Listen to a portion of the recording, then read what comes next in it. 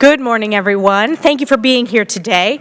Tonight, in his State of the Union, Joe Biden must answer for his failed leadership, whether it's the border crisis continuing to rage at our southern border, crushing inflation and over $30 trillion in national debt, or a balloon from communist China entering into the United States sovereign airspace.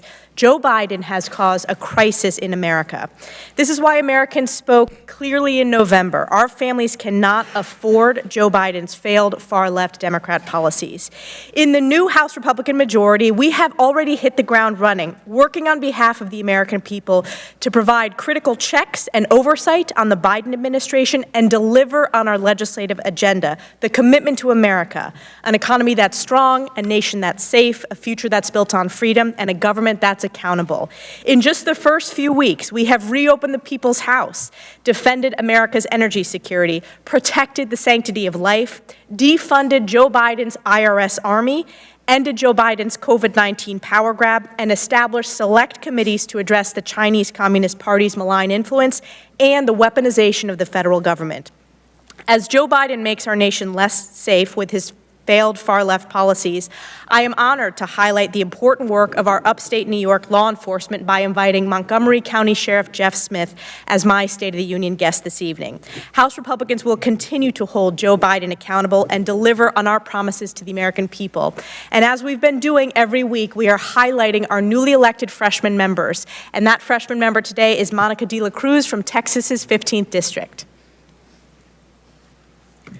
Thank you, Elise. Good morning. I'd like to briefly touch upon the border crisis in communities like mine as a result of this administration's weak border policies. Since Joe Biden took office, we've had over 5 million illegal crossings. There is nothing compassionate about weak border policies. They fuel human trafficking by incentivizing millions of migrants to risk their lives in dangerous journeys to our beautiful country. President Biden's failed border policy is not just a humanitarian crisis, it is a public safety threat as well. As a mother of 2 teens, the number of American parents who have had empty chairs at their dinner table at this holiday season because of overdoses is absolutely heartbreaking and shocking. I hope the president takes this issue more seriously and commits to getting Border Patrol agents the resources that they need to protect our families. Because let me be clear, South Texans do not want open borders. And I'll say that in Spanish as well, because there is often a misconception that Hispanics like these policies. Well, we do not. Queremos una frontera seguro. Las fronteras abiertas son peligrosos para inmigrantes y nuestras familias. Thank you. And I now pass it to my colleague, Jason Smith. Thank you, Ms. Monica. The American people, they don't need to be lectured about our State of the Union. Instead, Republicans want to listen to them.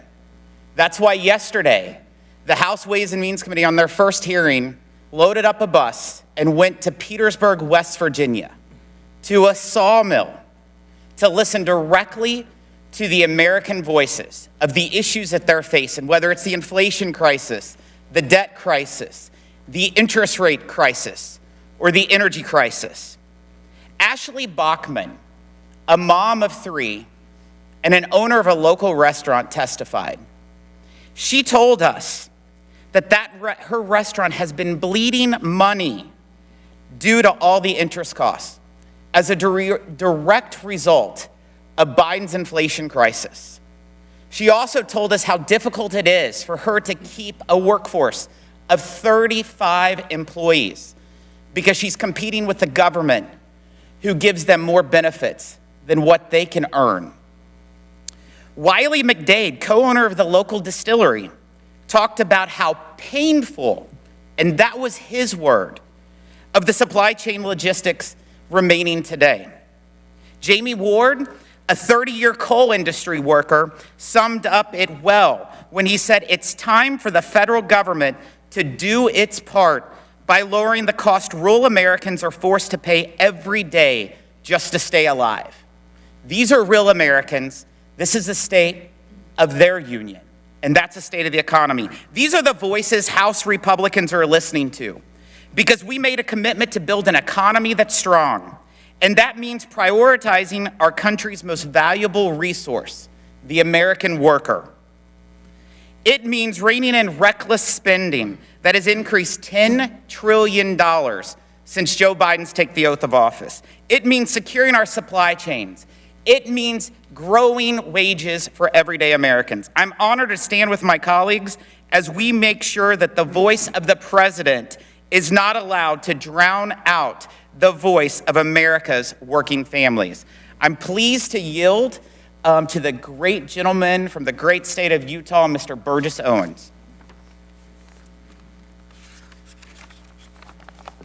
Thank you. My story is symbolic of that told by millions upon millions of Americans whose lineage had humble beginnings, those whose ancestors fought through tremendous struggles, but due to their vision and tenacity, experienced the promise of freedom. My great-great-grandfather, Silas Burgess, came to this country in the belly of a slave ship. Generations of dreamers later, I'm blessed to serve in the highest levels of government. America from its beginning has been the beacon of hope, opportunity, and freedom. The House Republican majority has made a pledge in its commitment to America to keep it that way. We'll start by teaching our children the blessings of living in a land of the free and home of the brave. We'll teach the concept of freedom is unique within the American DNA, put there by freedom-loving God. We'll legislate, empowering our children to once again dream big, giving them the opportunity to make their parents proud by succeeding and running circles around them. We believe in a future built on freedom. Freedom from Democratic-driven lockdowns and entrapment of children in failing schools, where only union bosses thrive. Freedom as a parent from being targeted by our federal government or counsel for advocating for their children's education. Freedom to choose a school that's best to fit the students' needs. A choice made by parents who love their children, supported by teachers who love their profession. Freedom is a commitment from the Republican House majority. With an educated, engaged, we the people, and guidance from a loving Heavenly Father, we will keep our promise. Thank you, and I yield to my good friend, Jim Jordan.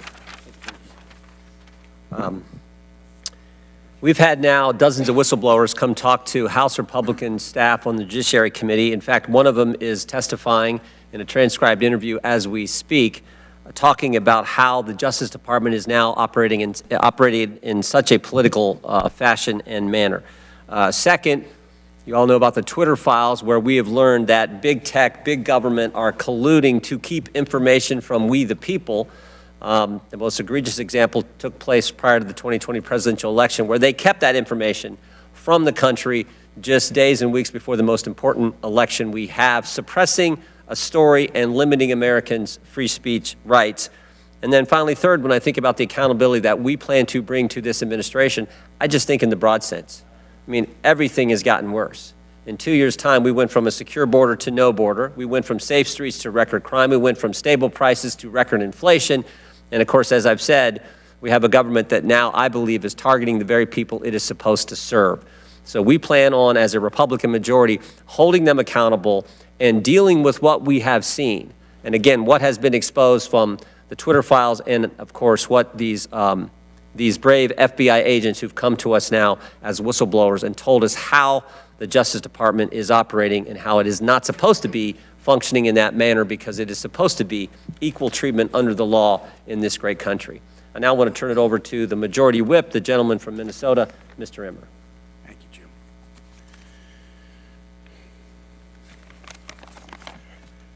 Tonight, we'll undoubtedly hear dizzying spin from Joe Biden as he attempts to tell the American people they're better off now than they were when he took office 2 years ago.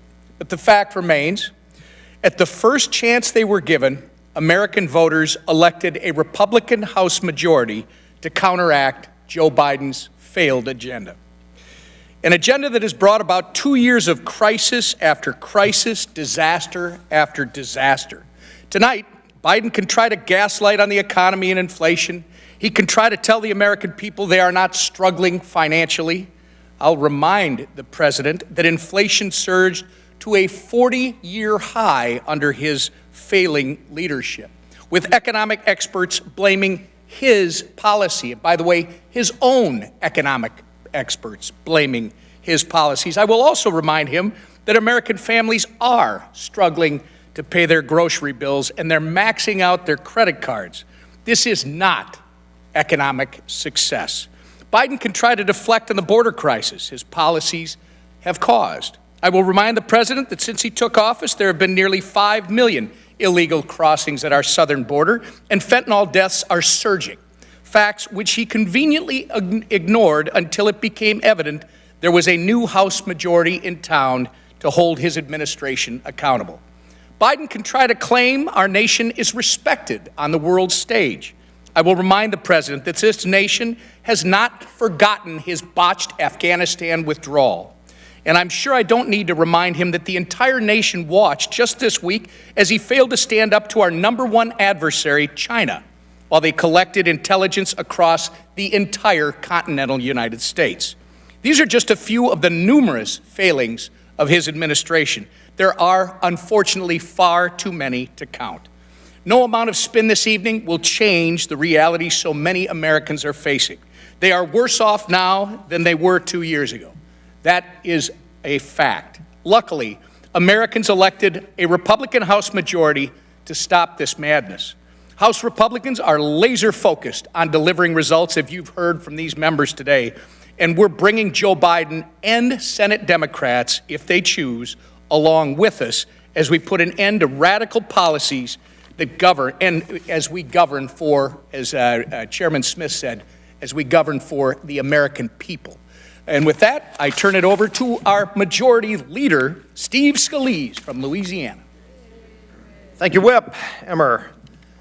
The state of our union is struggling under the weight of President Biden's far-left extremist agenda that is hurting families across this country.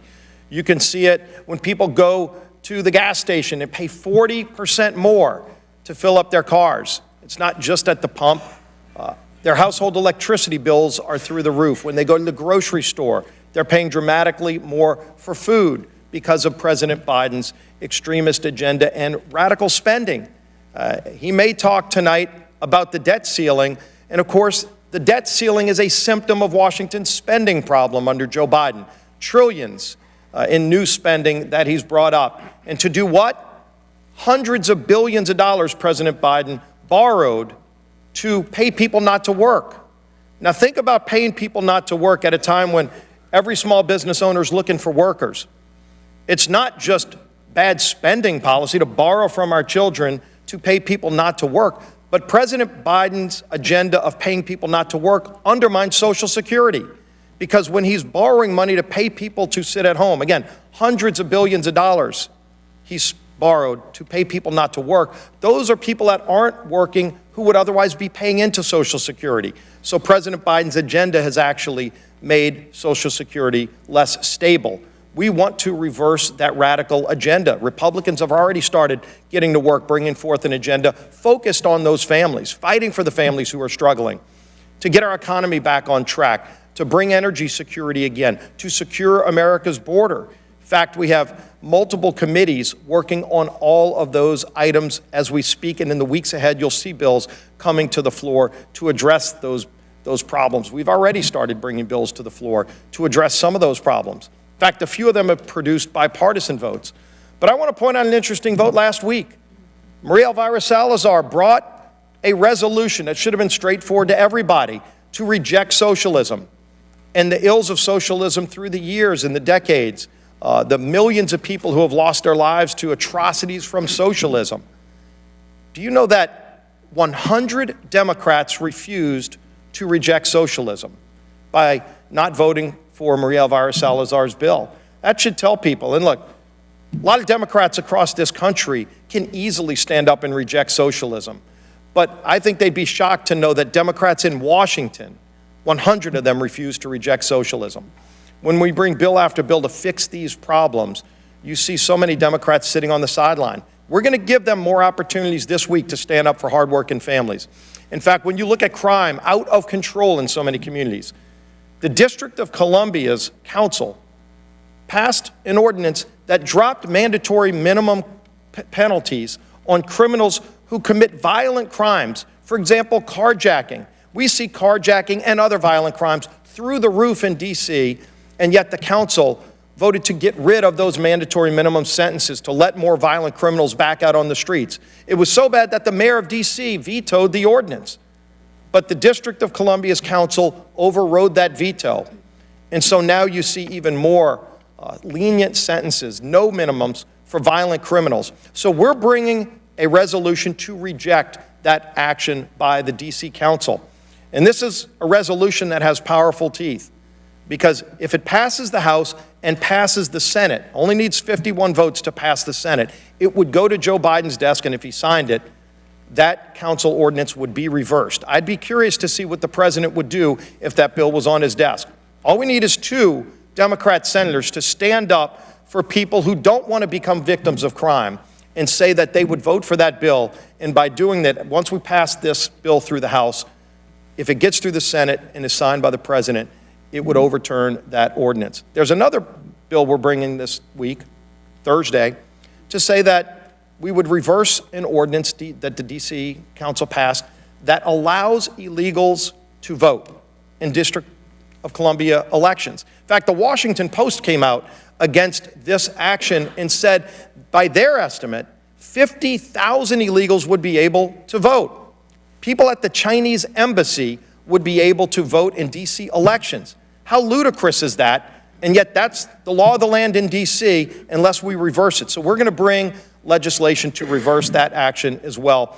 I'm curious to see how my Democrat colleagues in the House will vote, and then ultimately how the Senate will vote as well, because those bills could end up on President Biden's desk to solve real problems. So my guest tonight is going to be Dr. Jerry Satanovich. Dr. Satanovich is the coroner of my home parish, Jefferson Parish, a parish of about 430,000 people.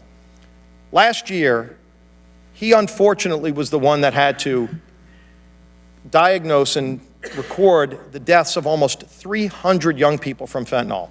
Almost 300 of our young people just in my home parish. Now, for perspective, when he took office 10 years ago, the number of fentanyl deaths were 2. 2 people died 10 years ago from fentanyl deaths.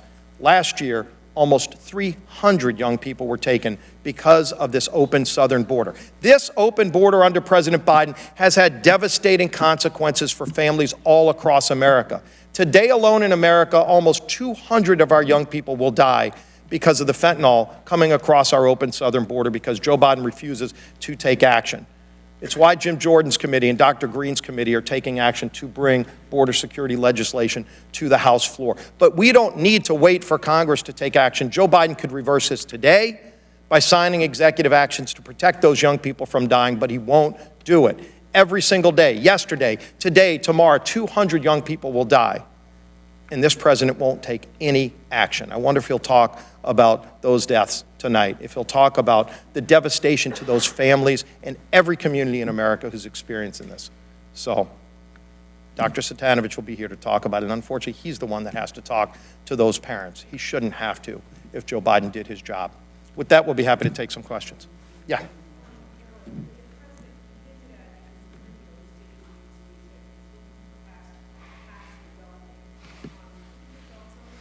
President Biden has basically looked at every American as an opportunity for somebody to raise taxes on. When he doubled the size of the IRS with 87,000 IRS agents, the CBO confirmed, they've pretty much got one IRS agent dedicated to each billionaire in America. So they're already paying their taxes. In fact, they've got teams of attorneys and accountants to figure out the tax code in America. What President Biden wants to do is go after people making under $200,000, under $100,000. We gave them an opportunity, by the way, to protect those hardworking families from seeing their taxes go up, and Democrats blocked every effort. When the bill was going through to raise taxes multiple times last Congress, We had an amendment to say, for example, President Biden's campaign promise, nobody making under $400,000 will pay a dime in new taxes. You remember that statement. He said it over and over again. The problem is it wasn't true because we had an amendment to say what Biden himself promised, that nobody under $400,000 will pay a dime in new taxes. Do you know every Democrat blocked that amendment? That amendment did not get on the bill. He wants those single moms working 2 jobs at a restaurant somewhere to pay more in taxes because that's what will happen under his legislation, and CBO confirmed it. So what I would say to President Biden is stop going after these hardworking families who are struggling under the weight of his far-left policies. Let's try to get the burden of the federal government off people so that they can go experience the freedom and opportunity everybody deserves. Yeah.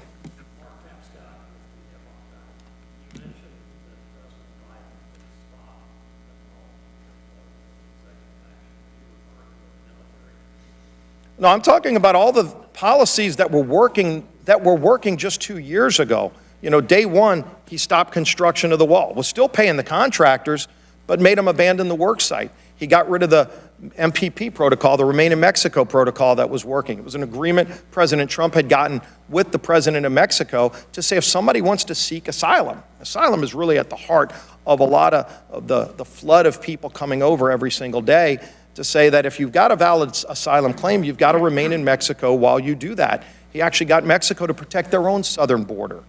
And Mexico was doing that. That was stopping a lot of the flow. And immediately, day one, Joe Biden got rid of all those policies. So he can restore the things that were working. He just refuses to. So we're taking action to bring legislation to secure our border.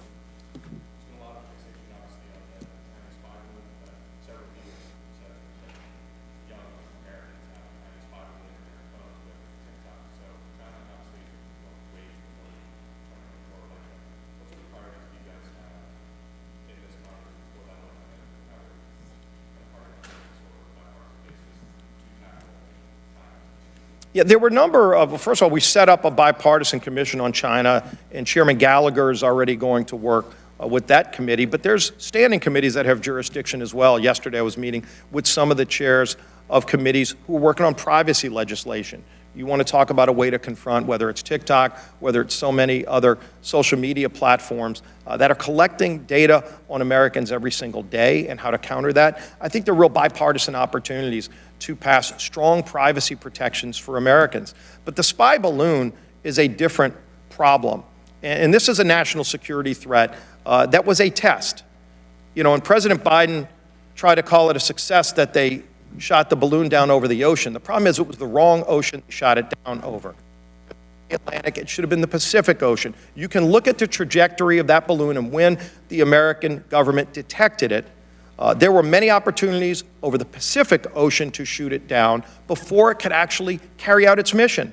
It completed its mission. President Biden let it complete its mission before he shot it down.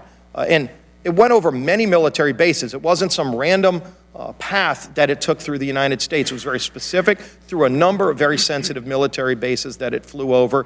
And this idea that, oh, don't worry, it wasn't collecting data or sending it back to China, how can anybody say that with a straight face? First of all, it was still flying on its path. So it was getting some kind of data from somewhere to know where to go. Are you telling me it wasn't also sending information back during that path? It should have never been allowed to complete its mission. It should have never been allowed to start its mission. It should have been shot down over the Pacific Ocean when we had multiple opportunities. Yeah.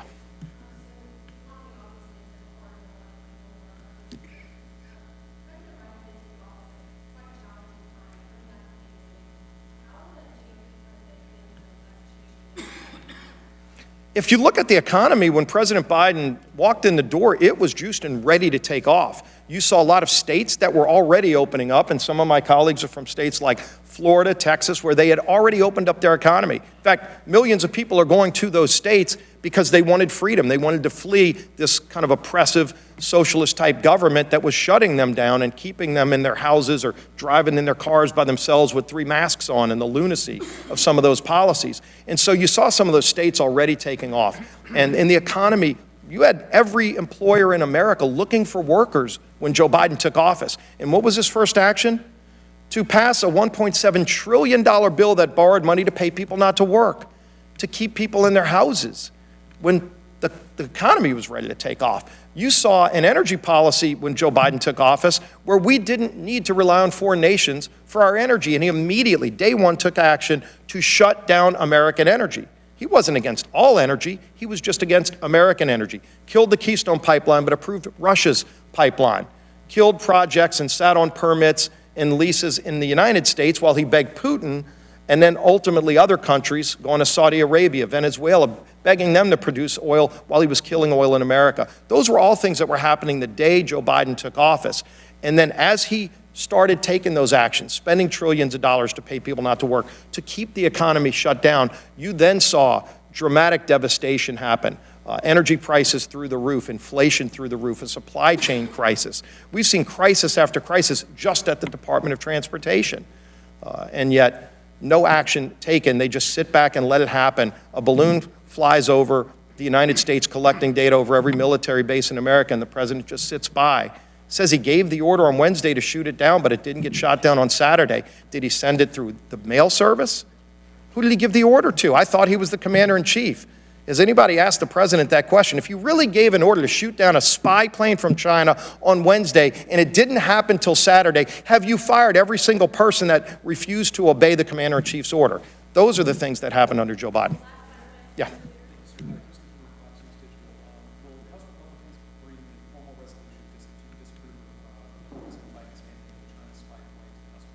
We're working on legislation right now dealing with the Chinese spy balloon. There's 4 different committees involved, and so as you can imagine, each committee is working through. We haven't even had the classified briefings yet. You know, the Gang of 8 briefing that was supposed to be had hasn't yet been called yet. We're trying to get a full briefing with all of the members of Congress. Speaker McCarthy has asked for a full briefing of all members of Congress to find out what really happens. So we're still gathering more facts, working through that process. So we may have a piece of legislation, but it's not finalized yet. Thank you all. We'll see you all tonight and talk to you afterwards.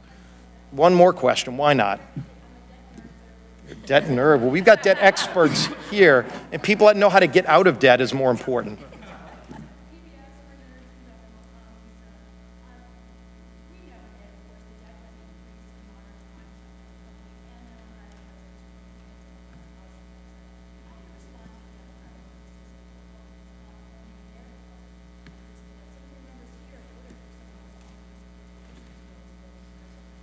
Well, first of all, if you go back through time, there's always been a conversation about the debt ceiling, and it's around the time that the spending happens. And many of the reforms to spending that have helped control spending, that have gotten us to balanced budgets, have all been a part of a debt ceiling negotiation. President Biden himself, when he was a United States Senator, talked about that when he voted against one of the debt ceilings years ago. So you can go watch that tape. We'll get it to you if not. PBS probably has it. So ultimately, if you look at what should be on the table, the debt ceiling today is maxed out because President Biden and Speaker Pelosi and Chuck Schumer went on a spending binge like the country has never seen, trillions of dollars over the last 2 years, and they didn't pay for it. They had the opportunity to pay for it when they were spending, and they didn't. They dumped it on this new Congress, and so we are going to deal with it responsibly.